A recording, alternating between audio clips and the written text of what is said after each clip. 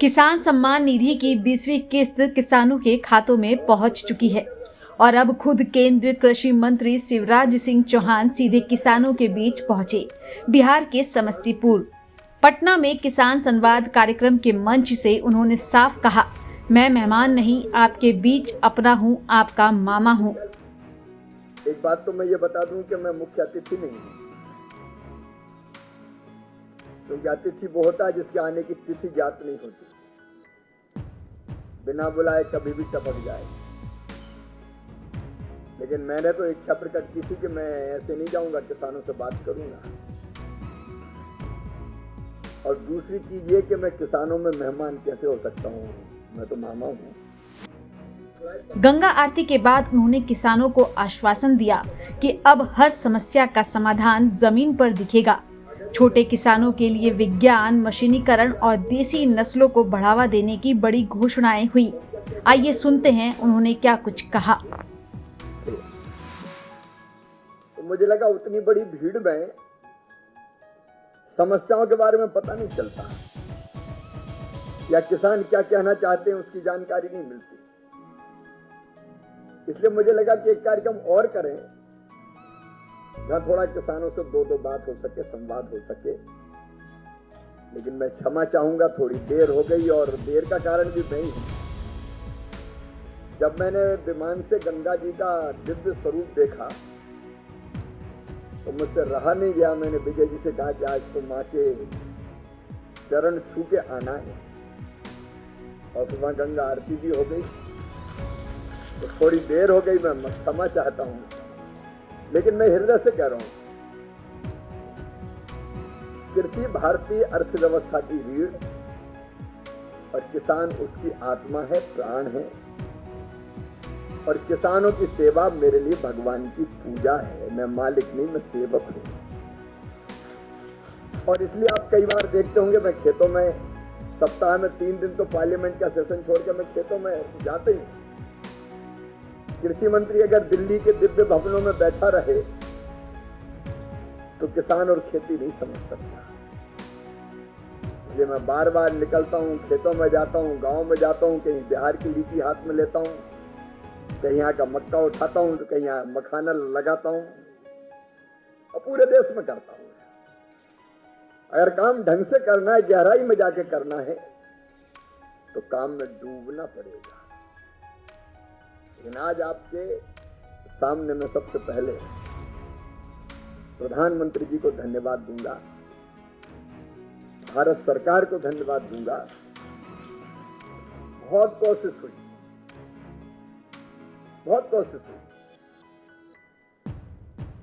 कि कृषि उत्पाद के द्वार अमेरिका जैसे देशों के लिए भारत में खुल जाए, मतलब वहां से निर्यात होके यहां आ जाए सस्ता। लेकिन हमने जो स्टैंड रखा खेती का, अमेरिका और भारत के किसानों की कोई बराबरी नहीं। उनके पास 10, 15, 20 हजार हेक्टर के फार्म हाउस, हमारे पास तो 1 हेक्टर भी नहीं। 1 हेक्टर से कम जमीन के किसानों के पास गैर बराबरी का मुकाबला नहीं हो सकता। प्रधानमंत्री जी का मैं हृदय से आभारी हूं कि भारत ने कह दिया, राष्ट्र प्रथम, राष्ट्र सर्वोपरि, और किसानों के हितों का पूरी तरह से संरक्षण करेंगे, चाहे कुछ भी हो जाए। भारतीय अर्थव्यवस्था, मैंने पहले भी कहा, अश्वमेध का घोड़ा है, अब कोई रोक नहीं सकता। तो भारत के किसानों के हित सुरक्षित है आज, और जो चाहते थे वो हो जाता तो हमारे बाजार वहां के सस्ते अनाजों से भर जाते और किसान कहीं का नहीं देता। लेकिन आज जो समस्या आई, मैं बहुत लंबा नहीं बोलूंगा क्योंकि 4 बजे फ्लाइट है, लेकिन कुछ चीजों का अंदाज लगा, और सर्वेश जी यही अंदाज लगाने। हमने अपने कृषि वैज्ञानिकों को, कृषि विभाग के अधिकारियों को, राज्य सरकार के भी कृषि विभाग के अधिकारी हो और बाकी भी जुड़े हुए, जैसे पशुपालन विभाग के अधिकारी, यूनिवर्सिटी के भी हमारे साथी वैज्ञानिक, प्रोफेसर। देखो अजीब सी हालत खेती की। नीति। वैज्ञानिक रिसर्च करता है लैब में और किसान खेती करता है लैंड पे, और ये लैब और लैंड कभी मिलते ही नहीं है। वैज्ञानिक लैब में बैठा रहता था। हमने तय किया कि हमारे साइंटिस्ट निकलेंगे और कृषि विभाग के साथ, चाहे केंद्र का कृषि विभाग का अमला हो, राज्य का कृषि विभाग का अमला हो, एग्रीकल्चर यूनिवर्सिटीज हो, कृषि विज्ञान केंद्र हो या पशुपालन जैसे संस्थान हो, यूनिवर्सिटीज हो, सब निकलेगी और गांव में जाएगी किसान के बीच, क्योंकि जब तक वहां नहीं जाएंगे तब तक खेती समझ नहीं पाएंगे। अच्छा, हमारे हजारों वैज्ञानिक निकले। अच्छा, आश्चर्य हुआ जान के कि वैज्ञानिक तो यहां भी बैठे हैं, किसान ही वैज्ञानिक है कई मामलों में। अब जब मैं नोट कर रहा था तो शायद अमरजीत जी ने बताया है कि रामजी जी ने तो खुद ही चीजें बनाते रहते हैं वैज्ञानिकों से बातचीत करके। मैं बिहार आया था तो एक किसान ने कहा कि लीची की शेल्फ लाइफ बढ़ा दिया। अब लीची टमाटर ये जल्दी खराब हो जाते हैं। अगर ये जल्दी खराब ना हो तो किसान को कीमत अच्छी मिल जाएगी, तो बोने दाम पर फेंकना पड़ता है। तो हमने कहा कैसे बढ़ाई? बोले ऊपर हमने ग्लूकोज का लेप लगा दिया। ऐसे 500 प्रयोग किए किसानों ने पूरे देश में, 500 प्रयोग।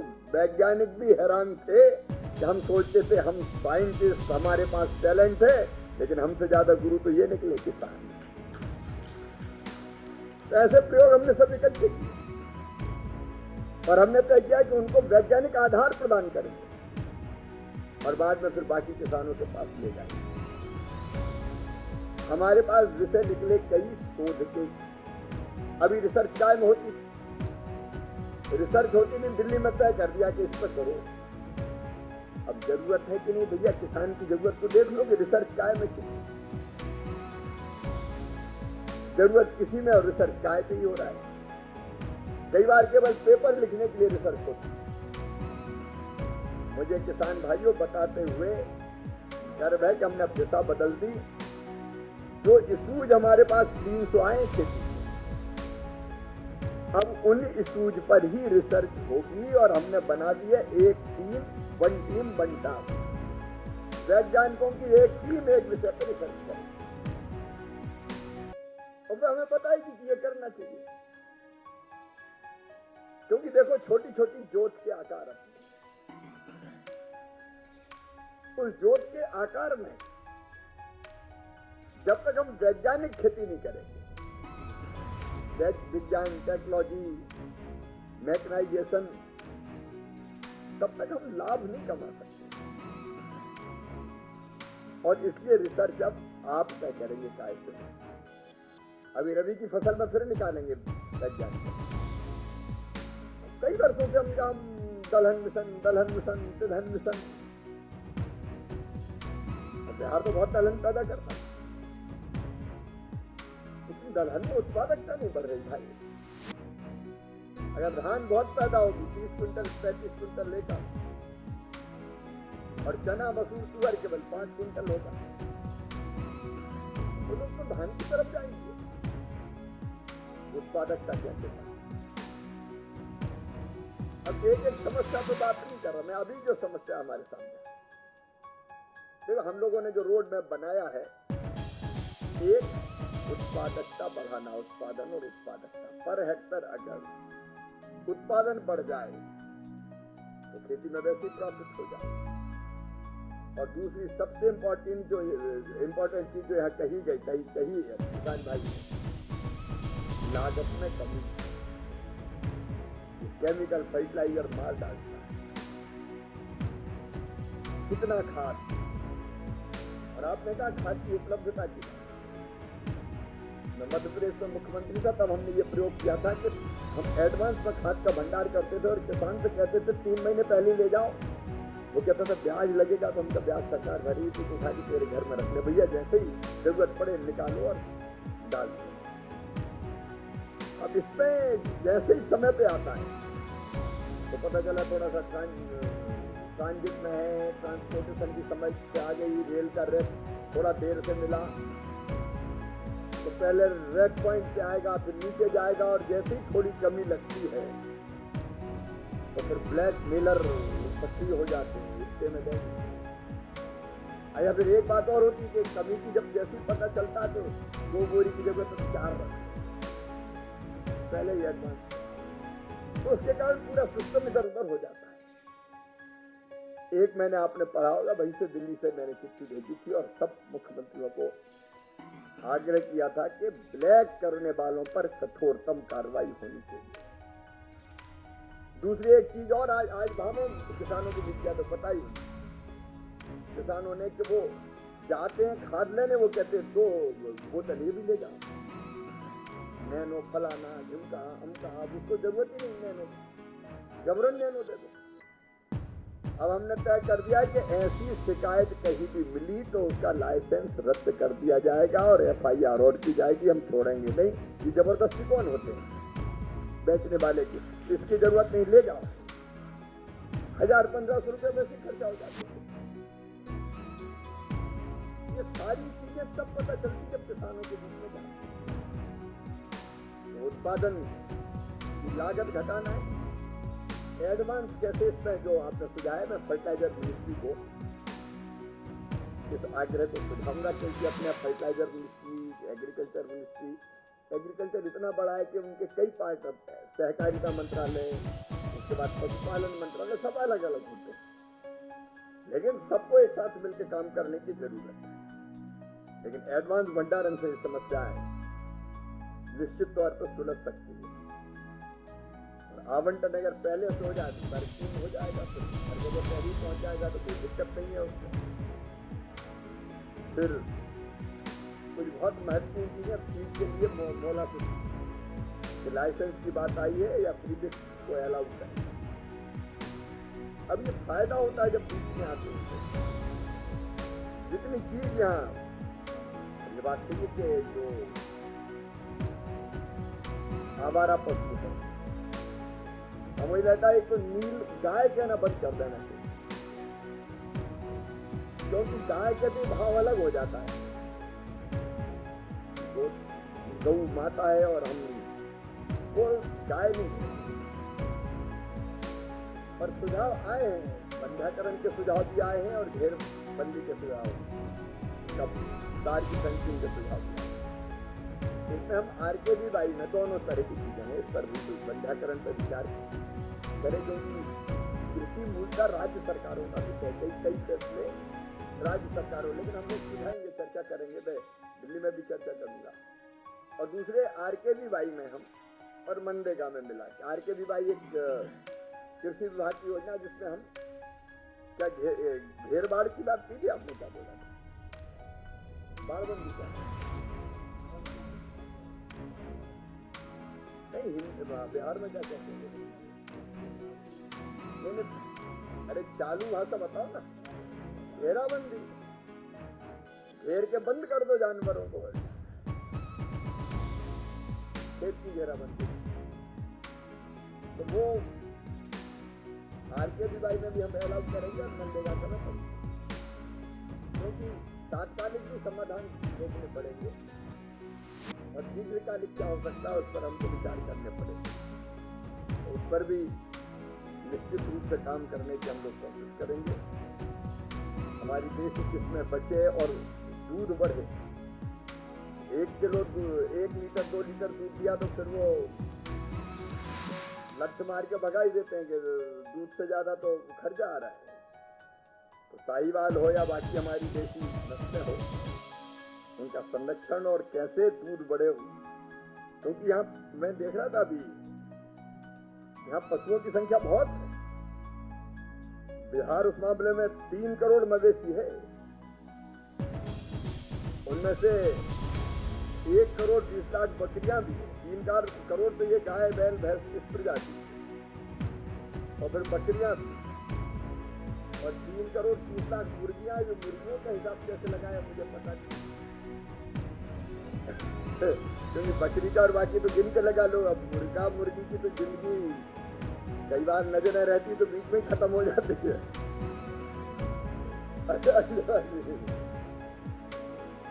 लेकिन बड़ी संख्या में यहाँ इसका अर्थ है कि पशुपालन का काम होता है।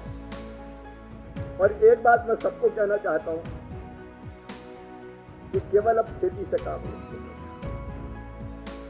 छोटी जमीन पर खेती के साथ पशुपालन करना ही पड़ेगा, करना ही पड़ेगा। पशुपालन हो सकता है, अगर कोई खेत में भी मछली पाले तो आजकल तो खेत में तालाब बन जाते हैं, वहाँ मछली पालन का काम हो जाता है, मधुमक्खी पालन का काम हो सकता है, कृषि पालन की हो सकती है।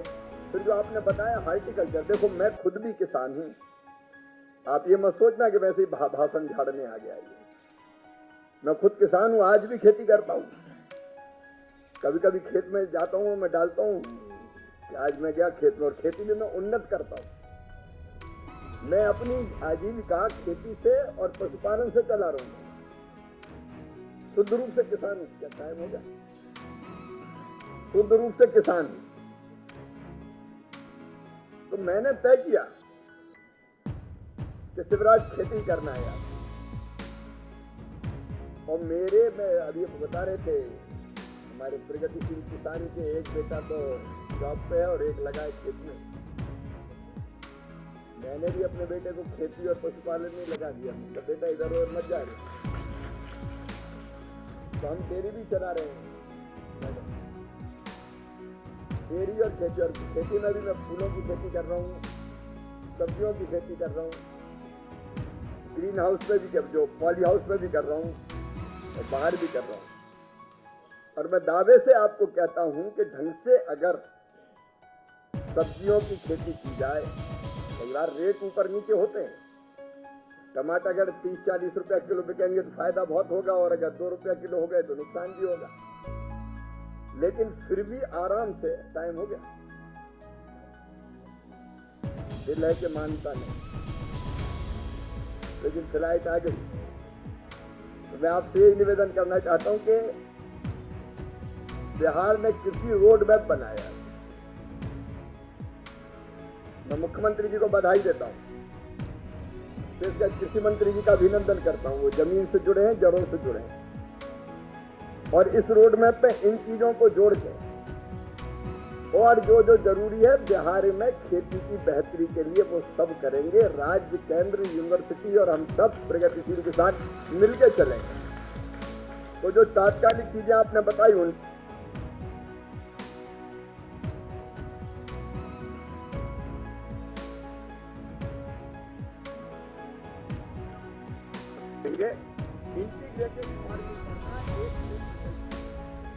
कभी इससे फायदा, कभी कुछ इससे फायदा, कुछ इससे। ऐसे किसान है जो एक खेत में एक साथ 7-7 फसल लगा रहे हैं और हर महीने आमदनी कोई न कोई फसल की आ रही। जैसे हर महीने तनख्वाह आती, वैसे एक फसल की आमदनी तो आएगी इस महीने में। तो उस पर हम लोग काम करेंगे। आज चूंकि मुझे यहाँ से दिल्ली और दिल्ली से भोपाल पहुंचना है, इसलिए अब समय इजाजत नहीं दे रहा, लेकिन आपसे बात करके बहुत अच्छा लगा। बाद में बीच बीच में फिर मिलेंगे। बहुत बहुत धन्यवाद। एक बात अंत में,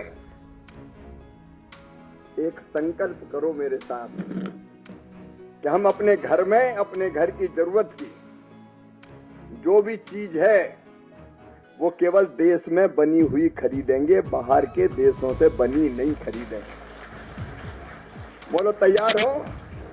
अरे अपने किसान बना रहे वही खरीदो, अपने कपड़ा खरीदो, अपने लीची खरीदो, अपने मखाने खरीदो, अपने खिलौने खरीदो। 144 करोड़ का भारत, 144 करोड़ आबादी, हमें जो हमारा उपभोक्ता बाजार इतना बड़ा है कि हम अगर केवल अपने देश का खरीदेंगे तो अपने देश को आगे बढ़ा के ले जाएंगे। कोई भूखा नहीं सोएगा, हर एक का काम धंधा चलेगा। बोलो तैयार हो? सर का पसीना जब माथे को आता है वो किसान है जो अपने दम पर फसल को उगाता है। आन है, बान है, शान है, किसान है। किसान इंडिया, चलेगा हल, बढ़ेगा बल।